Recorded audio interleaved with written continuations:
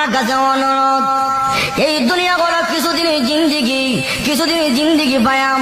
আপনি সালমান শাহ তালাশ করেন, নায়ক তালাশ করেন, মাগো স্মার্ট তালাশ করেন, এই দুনিয়া স্মার্টের জিন্দিগি নয়। আপনার স্বামী যখন সুন্নতে রঙে রঙিন হয়ে যাবে, নবীজির আমলে আমল হয়ে যাবে, দুনিয়াতে হবে শান্তি, পরকালে হবে শান্তি। কিয়ামতের মাঠে আল্লাহ রাসূল আপনার স্বামীকে চিনবে। মায়ের সাথে কিয়ামতের মাঠে আপনার উম্মতের পরিচয় কি, আলামত কি?